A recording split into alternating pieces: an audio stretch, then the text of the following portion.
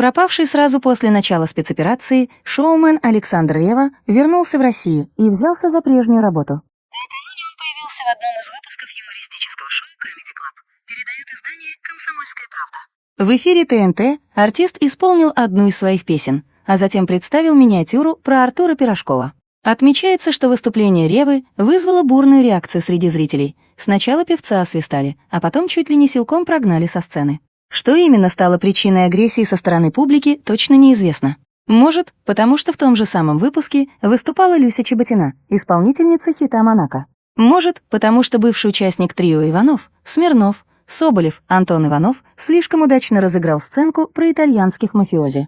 Так или иначе, Ревву освистали, пишет источник.